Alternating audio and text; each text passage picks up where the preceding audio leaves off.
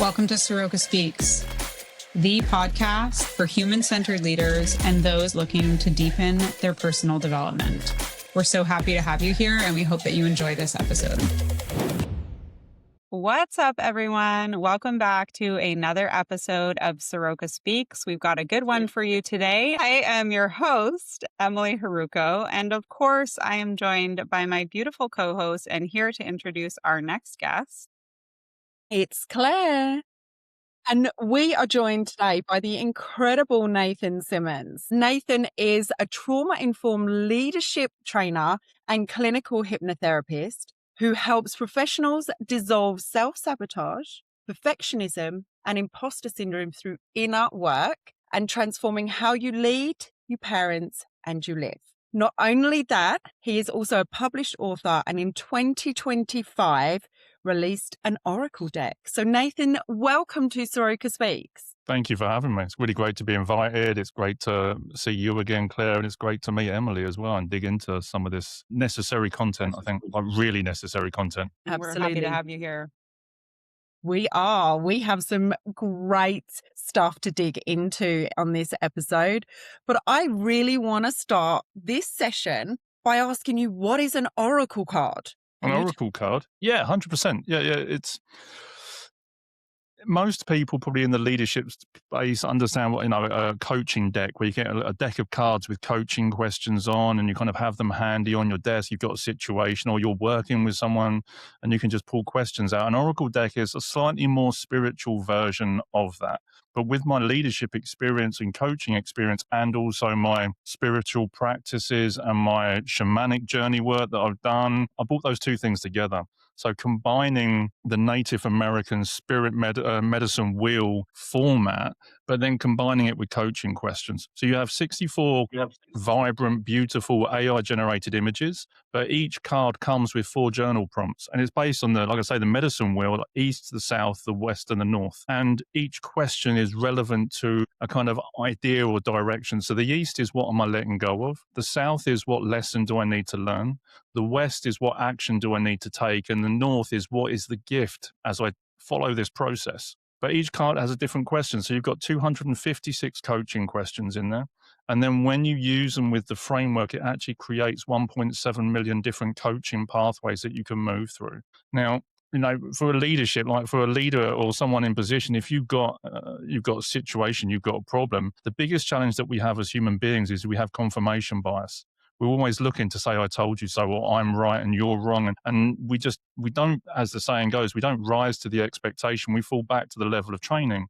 So if our training is wonky at best or non-existent in many cases, because I think there's a ridiculous percentage of leaders don't actually get any leadership training, you're going to be asking the same questions over and over again. Einstein said definition of insanity is doing the same thing over and over again and expecting something different. So you get a deck of cards like this, you pull a card, it allows you to step out of the process, look at the questions and reflect, and then start to create some alternative actions to help move you forward. And I say but in a big way. That's kind of, but to a certain degree, a lot of Oracle decks are kind of like this. I don't think to that level of depth. But this one then gets backed up with over 60 hours worth of meditation content. So each card comes with its own hypnotic meditation. So you can completely rewire your subconscious through the deck as well. So it's got some, real nifty tools and kind of conscious shifting points of access to really help leaders and individuals get out their own way and take positive action. So do you have an app or is it a URL? How do you accompany where do the meditations live that accompany the Oracle cards? Yeah. So the Oracle deck is physical at the moment. We're working on some apps at the moment, kind of back of house. But I have a learning platform. So I use something, it's called System. It's a little bit like Kajabi, that sort of platform, where you can just pull a card and then you can just click into the members platform. When you buy the Oracle deck, you get the access to that space with the Oracle deck for lifetime.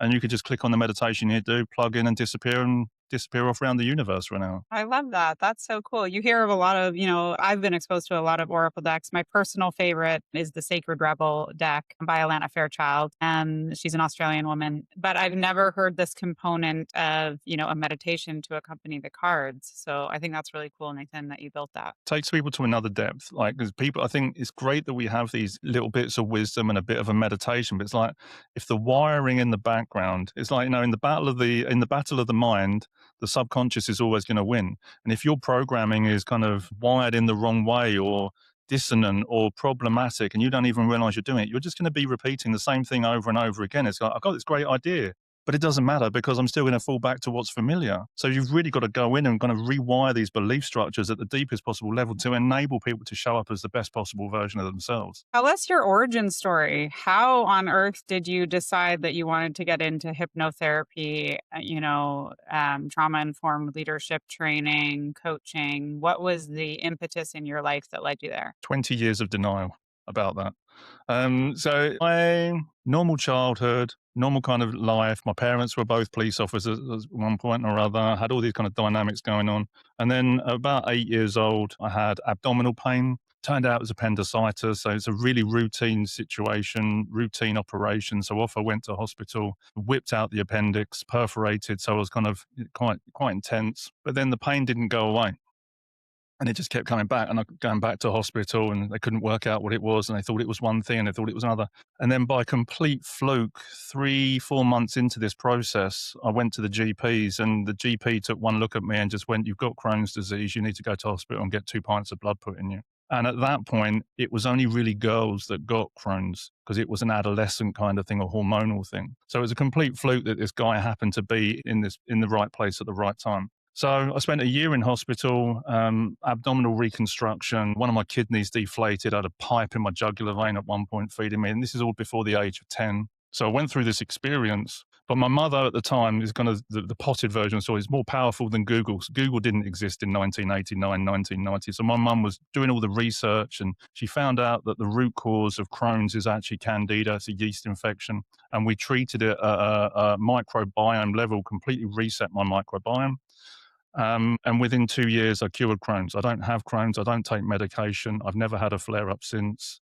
So all the time they're telling you it's incurable, there's stuff going on. So this was the beginning, right? But then I spent the years, I was bullied horrendously at school, awful experiences at school with bullying, including from teachers, psychologically and physically from teachers at the age of 15, and just thought this was normal. And I became very angry and aggressive and then turned to drugs at about 15. So I spent then the next probably about 8-9 years using recreational drugs and building up a tolerance level to it. I did some wonderful things at the time. I did some amazing things. I went traveling, but still using recreational drugs. And then when I returned back to England at about 23, I went on an 8-month bender, which culminated in me taking about 16 ecstasy tablets and sniffing over 5 grams of cocaine in one sitting. Thankfully, I built up a tolerance to this at this point because I was going into quite a lot of emotional, physical shock problems. But in between this, I'd already started learning psychotherapy techniques and understanding some frameworks and understanding how the brain works and how people kind of manipulate and get what they want and how to say the right things to the wrong girl at the right time in order to get what I wanted. And kind of as a teenager, kind of using these techniques to understand human behavior. But then when I went through that experience, it was because I've been learning some of these things, I realized how messed up some of those relationships were. And I just went, nope, I'm done. I'm out. I'm either going to be dead or in prison. And that's not what I'm here for. I'm out. And completely just flicked the switch and stopped everything. So I continued on this journey, corporate leadership, middle management, struggling but learning, like seeing how people were kind of messing up their relationships at home, messing up their relationships at work, why leaders were failing. But I was still really angry, frustrated. There's people that are getting paid 6-figure salaries and they were just treating people like just horrendously. And it's just like all these characteristics and personas coming out, and it's just playing games at the cost of other people. Now, people getting where they want to be at the result of treading on other people and holding other people back to make themselves look better. It's just like, this is just, it's in the wrong place, wrong values, wrong ethics, but still learning all of these things. And then as I shifted out, I started to do leadership development through this journey, teaching in different companies, doing a bit of a side hustle as a trainer at this point. As I stepped out of that, first year of COVID, went to work for a training company just before it all happened. Everything was going great. And then literally at the end of January, beginning of February, I think it was, just been working for them for 4 months at this point, and all their clients postponed indefinitely within 48 hours, and everything started to flatline quite rapidly. But then I started looking at the habits and behaviors, narcissistic traits in individuals where the stress was getting too much for them and it was being inflicted on other people. And I went, you know what? I'm good. I'm out. I'm done with this. This isn't what I'm designed for. I've learned my lessons. I'm okay. Let's move on. And as soon as I did that, I then bumped into my first hypnotherapy trainer, Tom Fortis Mayer. I told him the situation, the challenges I've got at the time with finances and mortgages and what was going on, going self-employed in the first year of COVID. It's like no one would make that thought probably consciously that that's a good idea. First year of pandemic, let's go self-employed and work out how to really mess shit up, right? And that's what happened. But then I bumped into him, explained all these processes, the drama triangle, how leaders are making a mess, the problems that I'm seeing, these behaviors. And he just looked at me and went, that's exactly what we do at FreeMind. If you come and train with me, I'll show you exactly how to get to the root cause of this using hypnotherapy to understand why we do what we do. Went into the training and I just saw all of my history. Within 8 days of training, I saw the whole of my history, how I've been doing all the training and learning all the things to prove that I was smarter than a therapist, so that I couldn't find a therapist that was actually smart enough to help me, and keeping everyone at arm's length. And I just thought, you clever bastard. And then looking at where the Crohn's came from, the autoimmune disorders and dysregulations, looking at the habits and behaviors of leaders, of parents, and understanding everything that we're doing, everything that is happening today is as a result of what we did and didn't get as children. And all we're doing, and I talk about this a lot, all we're doing is reacting. We're reacting the past in the current, which stops us from creating the future. And the moment we see that, it's just like, and we can own it and hold it and go, hold on a minute, there's a part of me that still didn't get what it needs. And the only person that can give that to me is actually me, with a little bit of support and a little bit of kind of holding. And then the moment I really let go of that, I can actually show up as who I actually need to be, not who I think everyone thinks I should be. Messed up, but it's just that's the truth, and that's the journey that's got me here. So I just share this with as many people as possible and help people kind of get a hold of themselves and kind of grow up a little bit. It's such a powerful story of your journey, and to be so vulnerable and open and go, this was my life, right? Emily and I would say the good, the bad, the ugly, it was, and everything in between. And you've made some huge life-changing decisions since, well, your whole life, right? Big decisions, whether it's the drugs and the alcohol and everything like that, whether it's going self-employed during COVID, all of these things that you have done are steps that so many people are afraid to make. And then not only have you made such big steps, you've done this internal work as well. Like that so many people I feel are afraid of doing. Either they don't know, it's the fear of the unknown, right? I don't really know, or there's nothing wrong with me. My childhood was fine. Everything was fine. We're all fine. Even as a leader, no, it's not me, it's them. They're not doing Always. what they should be doing. And there's so much synergy between being a leader of a team and being a parent. And I know that you talked about this on LinkedIn recently, about how being a parent, how being a leader is likened to being a parent of children and the impact of your behaviors. Can you speak to that a little bit? It's like just a little bit more, please.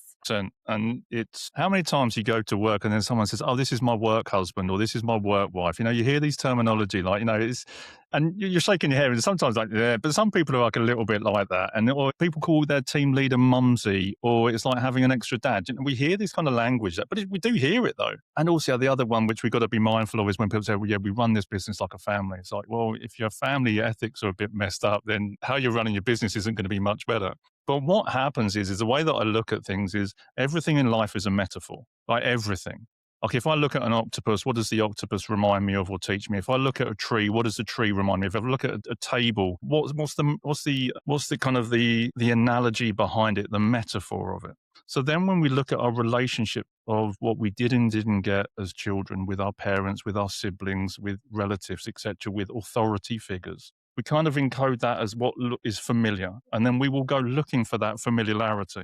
So we have a checklist in our head of what we think the world's going to be like. How will men treat us? How will women show up in our world? This is my checklist. And as long as I'm ticking all those boxes, everything is okay. Whether or not that list is actually helpful or not does not matter. Right. And then we rock up to work and we see these authority figures, and we have a man or a woman leading our team, and they're trying to educate us to be better human beings in kind of the corporate space, which is what we do as parents. Right. But the challenge is if we've had certain dynamics as children and we haven't had the best parenting experiences, we may find that we start repeating that or we're expecting that from other people. Or if we've had challenges where we've been parented and we're now the leader of a team, and we've either had experiences of being poorly led or abused as a member of staff or as a child, we're going to like to start repeating that to the children in our team. So that the people in my team, when I was in leadership positions, I would treat them like my children, not like a child, because no parent in their right mind wants their child to be equal to or less than them. 100%. So when you kind of look at leadership through this lens, do I want the people in my team to be equal to or less than me? No, I want them all to supersede me. I want them to be better than me. I want them to go and go 2 pay bands higher. I want them to do the things that I messed up because I was too idiotic or thick-headed or whatever in order to see my own failings. It's like, these are the mistakes I made. I want you to learn from them so you can go and do something better than that, like in a positive way. So when we look around, but then kind of you start to look at the parenting dynamics of individuals, because when you look at the other thing that used to get me is if you could tell someone's team leader or manager by their behaviors. And when you start to know kind of the company kind of culture, etc., you would see individuals and be like, oh, that's definitely one of Bob's team, or that's definitely one of Jess's team. And it's just like a family. It's the same things that gets passed on. So then what we need to understand is also, especially as leaders and as parents, is your children are here to trigger the absolute shit out of you. That's pretty much what your kids are. There's all the parental joy, parental pride, and guilt and shame that goes with that. Fantastic, right? But also, your kids are designed to trigger the living shit out of you in order for you to go, hold on a minute. Because Emily, have you got children? Did you say? I have a 12 and 13-year-old. Great. Yeah, we're in the same sort of canoe on that one. I've got a 13-year-old, right? But there's sometimes when you looked at them as they were growing up and you were like, oh, they look like mum. Oh, they look like dad. And they're almost like changing shape as they're growing up. And then they start to behave and they're like mother's daughter, right? Or, and we do those things and they're picking up these certain traits. And then you'll get angry at them and you'll be like, how dare you behave like that? And you'll be like, oh, shit, actually, that's me. And all you're doing is reflecting that stuff back on me. So actually, that gives me something I need to deal with. But when we're looking at leadership, most of the time, the leaders aren't looking at themselves. They're too busy pointing their finger at the people in the team saying, you messed up, you made me look bad, you let the team down, your performance is this. It's like, actually, what's your responsibility as a leader? What's your responsibility of a parent of this person? Your responsibility is to step in and remove the barriers and show them the possibility and be the inspiration so that actually they can supersede you, not be kept where they are or downtrodden or abused or shut down. Granted free will, you can't, there is free will that comes into it. And at the same time, it's like, have you hand on heart as a leader, as a parent, done everything you could for that individual, for them to absolutely fly? It's really interesting. I was listening and I forget the lady's name, but there's the CEO of ex-CEO of Starbucks was a woman, and she was also, I think, the president of Walmart and the vice president of Sam's Club or something like that.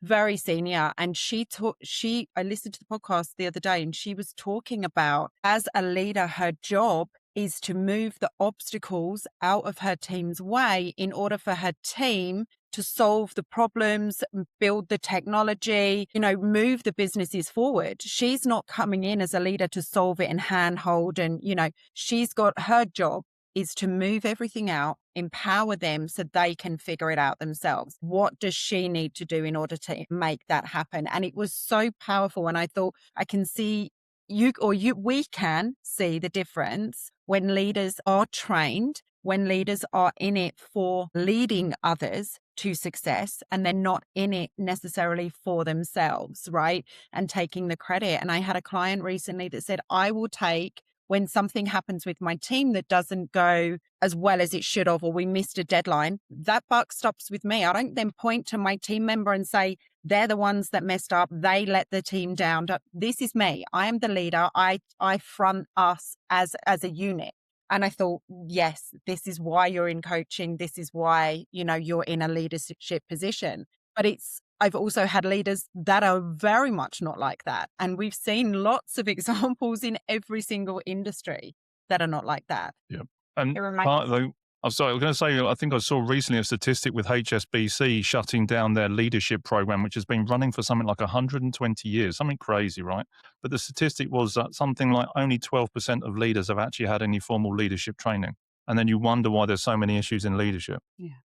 My favorite leadership quote is by Frances Fry, who's a Harvard Business School professor. And she says, leadership at its core is about making people better with my presence and making sure that impact lasts in my absence. So managing your shadow.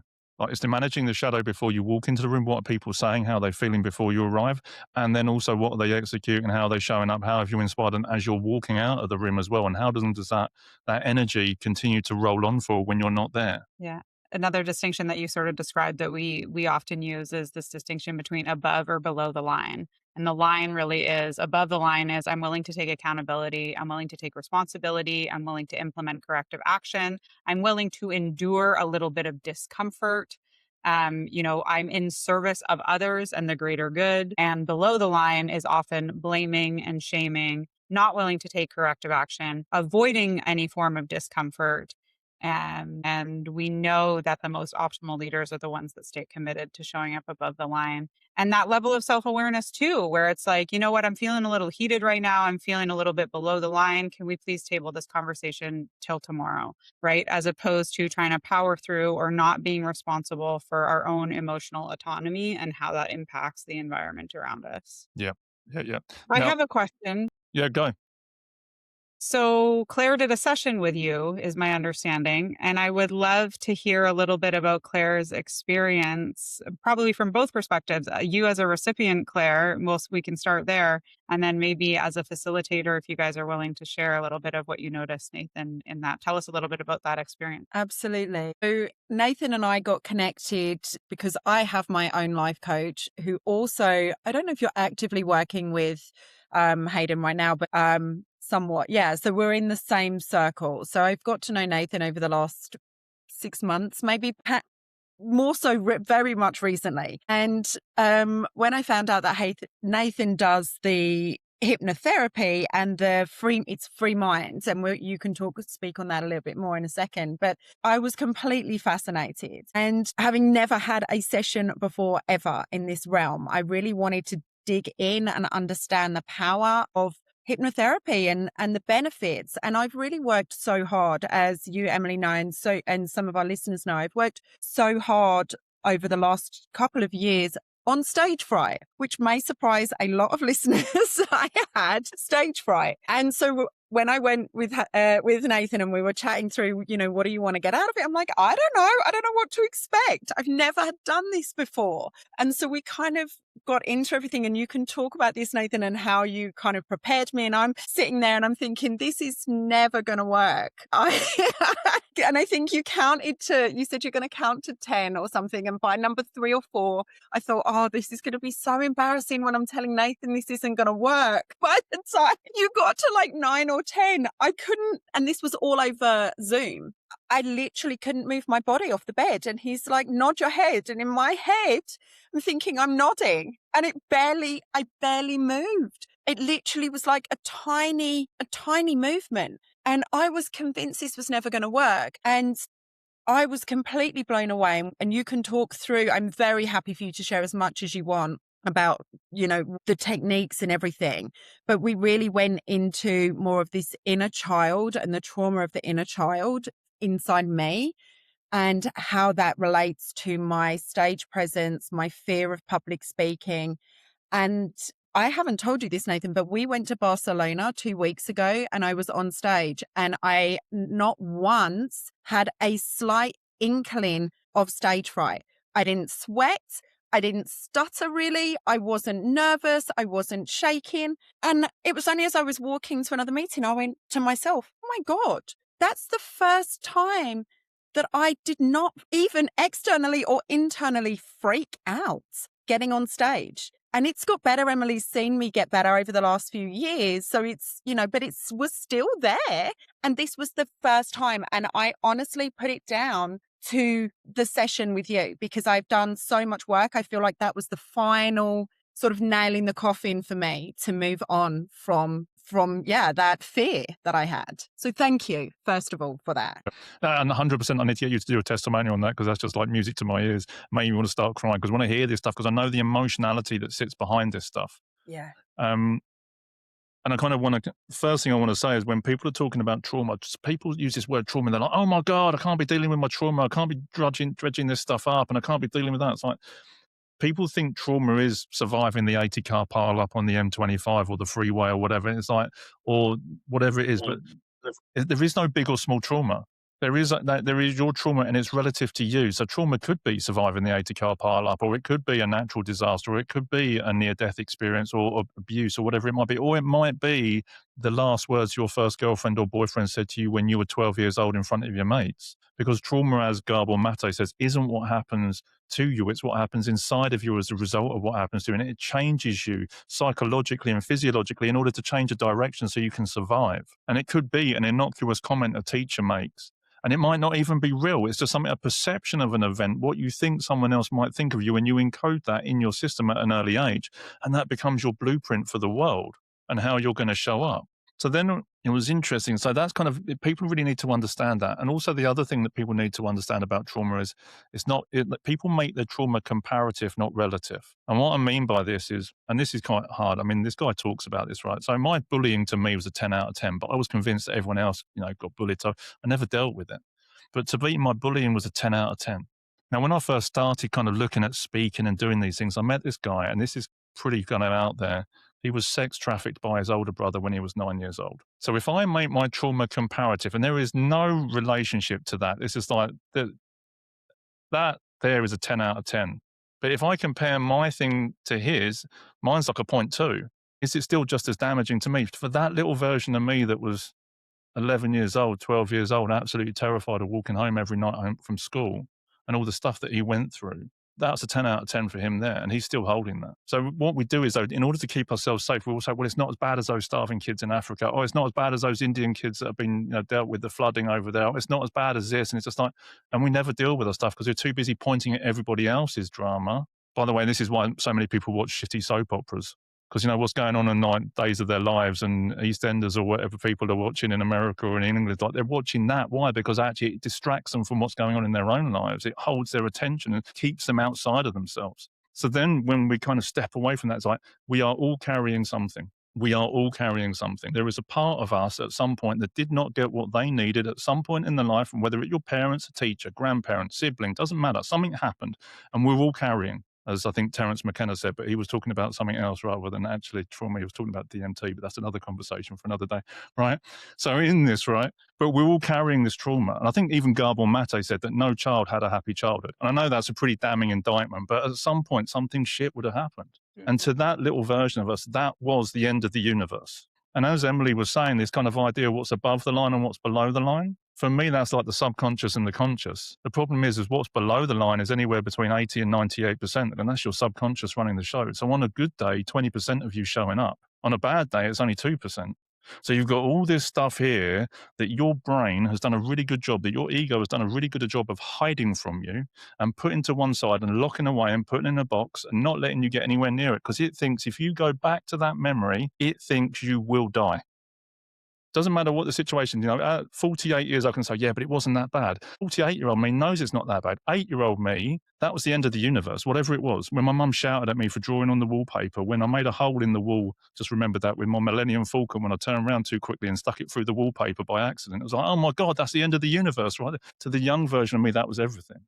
And this is the same with your situation, Claire. It's like there are moments in history that are being reacted that haven't kind of left the system, that we haven't released from our nervous system, from our fascia, from our consciousness. And that blueprint is running everything today. So every time that you would get on stage previously, it wasn't adult Claire getting on stage. It was 12-year-old Claire that got made to stand up in the school assembly, and whatever it was, so many things that happen to all of us. And we go, that's just normal. We normalize it. And at the same time, it's not natural. They're two different things. We've normalized so much in society, in leadership, in families, in health, in education. That's normal. No, it's not normal. It's normal, but it's not natural. We've normalized these behaviors. So when we get into that subconscious realm, when we start having a conversation, it's like, how do we actually have a conversation? How do we get 8-year-old Claire, 12-year-old Claire, 16-year-old Claire, 21-year-old Claire, whatever Claire it is, or Emily, or whoever it is, Bob, Dave, John, all of the people out there, that little version of you that's still stuck in that moment. So there's me rocking up as a 5-year-old dressed up as a 48-year-old and wondering why my relationships aren't working, wondering why I'm causing problems at work, wondering why my team's not getting the results I wanted to, wondering why we're causing more problems than we're actually solving with our businesses, which a lot of businesses unfortunately are doing. It's because we're still showing up as the 5-year-old dressed up as a 48-year-old and wondering why we're getting these problems. So the process is, in part, speaking to the parts of your mind that are running the programs, that are thinking that in having stage fright is safer than actually showing up as the fullest version of yourself, that thinks smoking is a better option than actually dealing with 13-year-old version of you that didn't feel accepted, that is drinking too much because you didn't get a relationship need, is overworking because actually you don't want to be at home with your kids because actually if you did that, you might have to acknowledge that your parents didn't show up enough for you when you needed them. All of these things.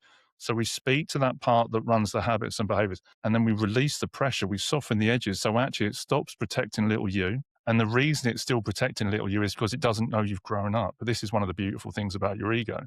It doesn't know I'm 48 or parts of me. It still thinks I'm 5 years old and getting shouted at by my mum. So when we're kind of like actually giving it the protective framework to say, we're not getting rid of you. We're just going to give you a different job description. We're just going to rewrite what's going on here. We're not firing you. Just need to give you something else to focus on. And by the way, I'm not 5 years old. I've got this now. I've got you. I'm going to look after you because you don't need to look after me anymore. And then it lets you get near the 5-year-old you, and then you can start having a conversation with 5-year-old you. Because the only person that can give you what you needed is actually you. I've dealt with some really horrendous situations, stuff you wouldn't want to imagine, and that I would not able to share here. And it would not matter if the people that perpetrated or did those things came up to that person and said sorry, or to said, I'm really sorry. Wouldn't matter. Wouldn't make a blind bit of difference. Why? Because the younger version of you, of them, is still stuck in that moment, waiting for something that no one else would know they needed. Yeah. So then you go back and you have that conversation with them and you give them what they need, and they get just to, it's over, it's done. And then release that part of which is still holding on, is still hiding. And then that part comes to life.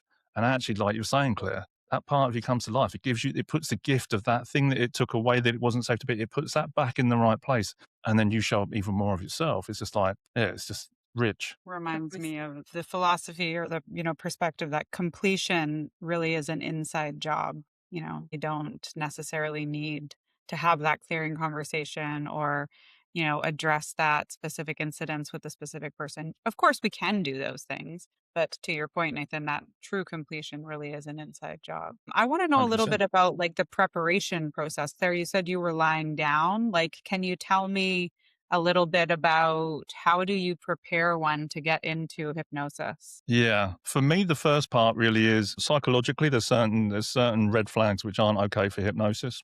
Kind of current experiences of psychosis aren't very beneficial. DID, dissociative identity disorder, split personalities can be quite sketchy as well. Schizophrenia, seizures as well, epilepsy. Again, when we're looking at certain things like epilepsy, seizures, certain episodes of Tourette's, etc., they're protective mechanisms. So actually, when we start going in and dealing with things, actually you can switch those things on at quite a high level, and it can cause more problems than actually you can solve. There's gentler inroads to it.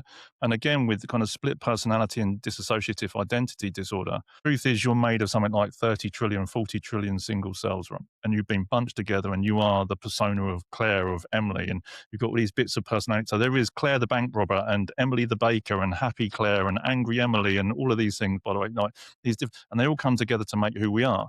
And when you do that in hypnosis and you start having conversations with different parts of you, the younger versions of you, the protective parts of you, for some people, especially if they've got split personality, actually to see how many different parts of their personality there actually are can be really disorientating. It's not a complete no-no, but I would say like, for many people, it's just too much. So the first thing is making sure someone is in the right place to be able to do what you need to do in complete due diligence and safety for the individual. Then the next stages of that is making sure that actually people are comfortable. And then you start using specific language patterns. So I'm not actually talking to you anymore. I'm now talking to your subconscious mind, but it feels like I'm talking to you. So when I turn around and then suddenly say, and the truth is, Emily, you don't even have to think about how relaxed you're becoming. All of a sudden, you'll take a little breath and you'll just notice a little bit more. No matter how subtle, no matter how obvious, how much more relaxed you start to feel as you take your next breath. And your subconscious mind, and you're like, hold on a minute, everything's just slow. And your subconscious mind starts to hook into it. It's just like, oh, and doesn't even notice I'm doing it. And then I'll give you an instruction. And then 10 minutes later, that instruction that I actually gave you, which you didn't even realize was an instruction, then becomes part of the process. So the brain is kind of just gently tripping over itself and just gently getting out of the way and softening at the edges. And like Claire was saying, she's like, oh, this is going to be, I'm really upset with this. I'm not doing it right. That's your perfectionist coming out. I'm not doing this right. I'm not relaxed enough. Like, come on, relax harder, relax. Like, come on, people. And it's just like, this is just the ego playing games with you. And now when your ego does that, all you have to do is just say thank you when you take a breath. And when you come back to the breath, you can just relax a little bit more. And it just gently circumvents all the little things that your ego wants to do to try and protect you. Just that reassurance. And then all of a sudden you're like 3 and 2 and bam. And you're like that. Can't move. Well, you can actually move that. Like, if you wanted to, and you have complete agency and authority to step out of the process, but there's also a part of you goes, you know what, I'm really comfortable here. This feels great. And then off you go. And then you start having these weird and wonderful experiences, and your brain just starts to rewire at the deepest level of brain frequency that we can get to. So then, Claire, in the process for you, Nate, you got to that point, you're under a state of hypnosis, and then Nathan's, I guess, like prompting you with questions or inquiries. Are you conscious of what you are responding to? And did you remember that process in the aftermath? Yeah, and actually when Nathan's like, okay, we're going to come back now, and I forget the words that you use, Nathan, and then you said something to me like, how do you feel? And I think I just burst into tears and was just like, the release of all of this baggage that I have carried for 30 years. I've carried this weight around with me and this identity of me that I didn't really know exactly where it came from, right? And this fear, and I put it down to certain things, but really deep down, no, and I think you said something to me about, what age are we speaking? And I think I managed to say like 13. And then I'm like, no, actually, I think I'm like 5. And it just, because what I thought in my head was a switch in the relationship with my mother at that age, being a teenager, and she started to no longer, we struggled to communicate because her and I are just very different in so many ways. But it actually was deeper than that. And I'm like, oh my God, it's this even smaller version of me where my mum joked that I was adopted. And it was a joke, but I was mortified at 5 years old that, now this little kid is going to go tell his mum, well, Claire's adopted. And then it's going to go around the school. And not that there's any shame in being adopted. I think it's an incredible gift to adopt a child, right? I think it's remarkable. However, for me, as a 5-year-old me, I was mortified and embarrassed. And that's where all of this fear came from. And I really, like you said, you have that ability to move, but I really was just like, I felt like I couldn't, but I knew that I could if I really needed to get out of that. I knew subconsciously that I could, but I was so deep in it, and I thought, this is something that I needs to be done. Like, I need to talk to this inner child. It's like, I need to tell the 5-year-old Claire that you are good. Like, none of this is your fault. Everything that you have gone through is okay. And you're great now. And life is great. And all of the things, that we sort of tell ourselves consciously, I was able to go back and really tell these different versions, the 5-year-old, the 13-year-old, the 15-year-old. At 12, 13-year-old, my mum told me I failed an exam and wasn't getting into a school. It was at grammar school. In England, we take tests to get in grammar schools, particularly where I live. And she told me I'd failed even though I passed. And so that was another trauma and baggage that I carry around. And it just, it literally was like, chick, chick, chick, chick, chick, unlocking all of these walls and barriers and like you say, they're trauma to me. They're not in the grand scheme of world. When we compare our trauma to others, it's not.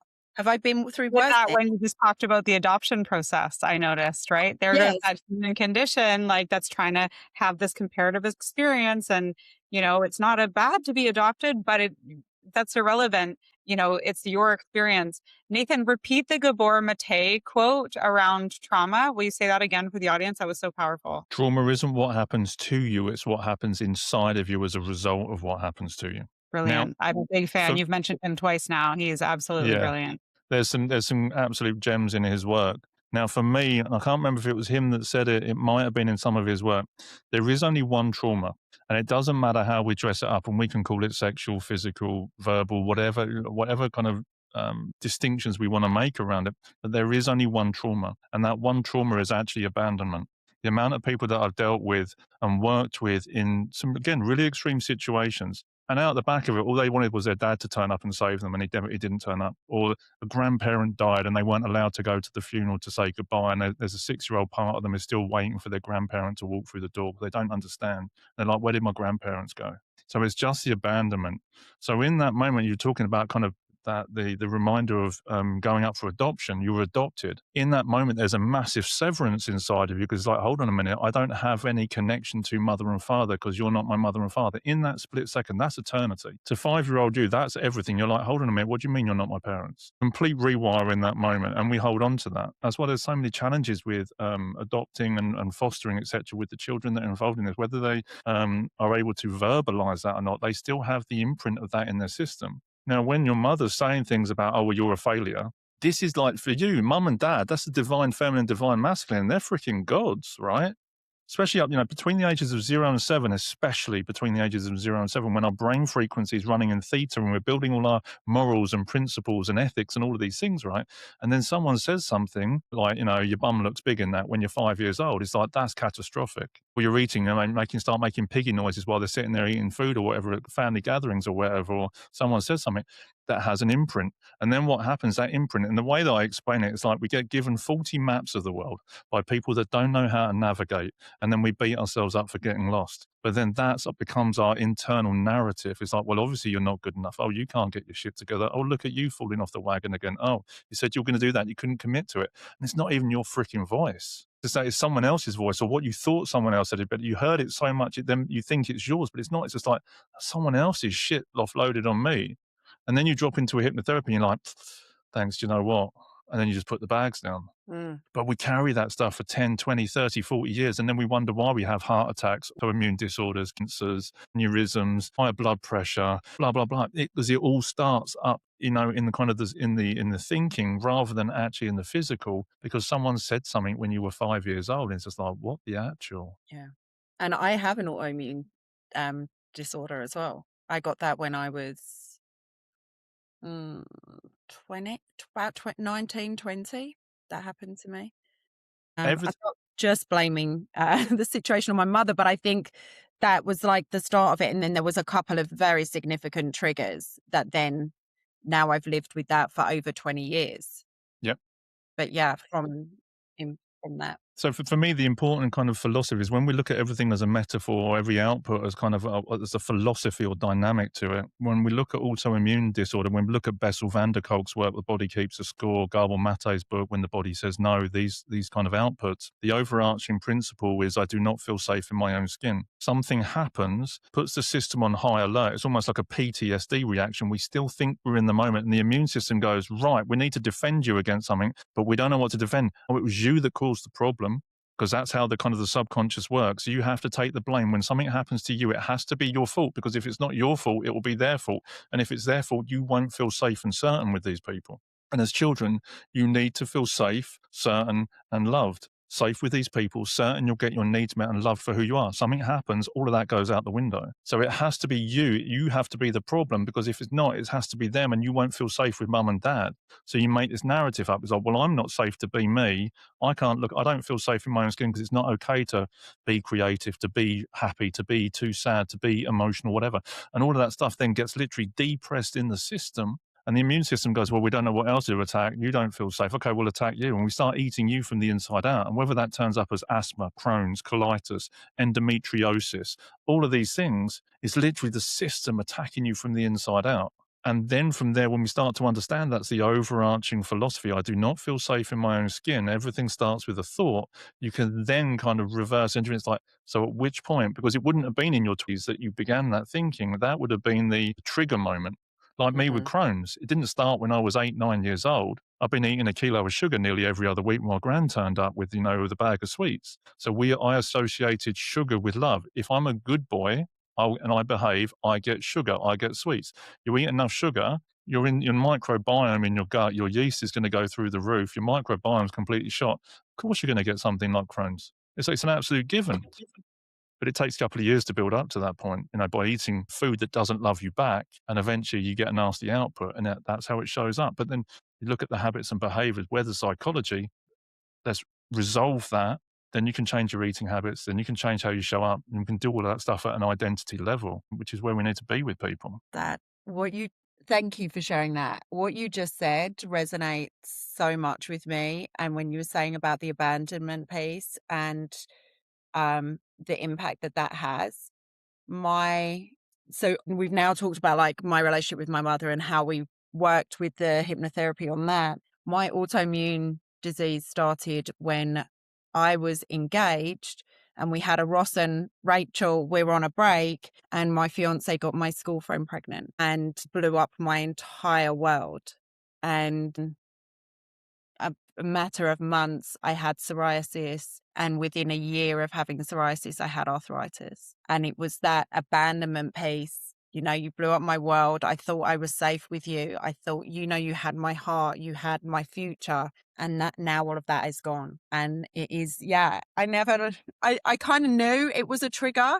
But when you talk about it in terms of the abandonment, it really resonates and makes sense with me. Very interesting. Thank you for the safe space to have that reflection. Oh my goodness. Huge But reflection for me. so for me, it's going to drop in a little bit more on that. So when we look at the philosophy and metaphor, when we look at what our skin is and how our skin shows up, it's like that's the thing that holds us together. That's the bag that holds us all in. So when we start, actually, am I holding it together? And actually, when you're looking at your skin kind of breaking down that way, it's like you're struggling to hold it together. What do your bones represent? Well, this is the thing that actually keeps me upright. This is my internal scaffolding. My structure, my world is falling apart, starts to affect the bone structure, like the internal integrity starts to break down. Again, when we start to look at these things, it's like, how do we process that stuff faster so that my body doesn't have to tell the story of what the hell is going on in my heart? And that's the wake up point for many people. I know for me, I suffered with extreme eczema that would start as, a small patch, and then extreme amounts of stress would ensue, and I would be covered from the wrist to the elbow on both arms, back of the legs. And I too had to do, a reset with my gut biome, and did that actually through celery juice, and the sodium crystals in the celery juice break down the pathogens. And we're probably getting into some alternative therapies that might not be, for every listener out there, but I am a testament to it. And while it takes a number of months to repair your skin, you absolutely can do it. But the skin is just a symptom of what's really going on. And for me, it was a byproduct of being in a relationship that I shouldn't have been with two very small children, and really ignoring a lot of my own self worth and self love. And that's the way it was coming out. It was my body screaming at me to choose me. And it took a little while, but we got there eventually. And I'm happy to say that I can now eat gluten and dairy, and I have no forms of eczema. And yeah, the body really is a miraculous thing. This has been quite an enlightening conversation. Really appreciate you sharing your wisdom with us. Super welcome. I loved it. I mean, I said before, I geek out about this stuff in so many different levels, from autoimmune disorder to developmental trauma, how it shows up at work, how it shows up as leaders in human behavior. Yeah, everyone's got something they need to work on. Everyone's carrying something. And it's many people say, oh, it's too scary. Oh, it's too much. I mean, I don't have time to cry. I don't have time. Well, it's that whole thing of like, if you don't take time to actually deal with this stuff, especially in the leadership space and the parenting space, if you don't deal with your childhood stuff, your shadows will raise your children. If you don't heal your wounds, you will end up bleeding on people that didn't cut you. And then so you do the inner work so actually you can show up as even more of you. And most of the time, it's not even as scary as most people think it is. And The it's definitely imagination more is much incredible. more powerful. That's what I 100%. don't. Imagination is going to make it seem way more worse than actually what truly confronting those things are, especially in a safe and facilitated container with professionals. Really the opportunity that we all have. Not Exactly as that. And scary as you think it's going to be. no, and especially with men, there's not a lot of men kind of doing this kind of work and supporting. I've worked with a lot of women, and I've also worked with a lot of men now that are starting to tap into this. And it's just like, actually, I didn't get what I needed from my mum. My mum was a nightmare. I didn't get or my dad was never there, or whatever it was. It's just like, we call it normal as grown adults. And like I say, to the younger version of you, they're still screaming out for that attention. The moment you give them that, everything just gets easier. Life gets easier. All right, tell our audience a little bit of like where they can find you, how to keep in touch, your opportunity to plug whatever you want in this moment. Amazing. Thank you. Really appreciate that. So you can find me at nathansimmonscoaching.com. I believe it is. I'm just double checking that. The website's massively due an overhaul, but we've got some projects coming up where I'm working with more corporate leaders on more longer term programs where we're actually doing the leadership development piece, but looking at the reasons why we're doing certain things and why we're behaving a certain way. ways. Speaking to more businesses that are doing this. So if there are leaders out there, individuals that want to get in and do the deeper laundry, as we like to call it, rescuing kids, as it sometimes is also called as well, is like going and giving ourselves those things, the imposter syndrome, the perfectionism, the procrastination, whether it's men or women, we've all got a little bit of that. How we're showing up in the boardroom or not showing up. These are the people that I want to speak to more. People with autoimmune dysregulation that really want to shift their identity and stop pretending that actually this is who they are and this is who they are. These are the people I want to speak to. And then also for your slightly more spiritual people, Spirit Medicine Oracle Deck. If you go to the website, spiritmedicineoracledeck.com, you can find the Oracle Deck. You can find out more about that as a coaching tool. I'd love to speak to more people about that as well. Amazing. Nathan, honestly, thank you so much. It really has been amazing to dive into this. Thank you to Emily and to our listeners for letting me be so open and honest about my experience and my journey. And Emily, any parting words? Just thanks so much, Nathan, for offering yourself so freely. I mean, I'm still reeling on 5 grams of cocaine in one sitting. I'll be mulling that one over for a while. It's amazing that you're still here, but appreciate your vulnerability to both of you. Thank you for sharing the journey and the process. And there's so much wisdom here to be gained and probably much more that's still untapped. But on that note, thank you both for being here, and thank you to our listeners. And we appreciate y'all being here on this episode of Soroka Speaks. We will see you next time. You've been listening to Soroka Speaks. Thank you so much for being here. You can catch us twice a month on the podcast to keep learning about how you can deepen your human-centered leadership and personal development. We'll see you next time.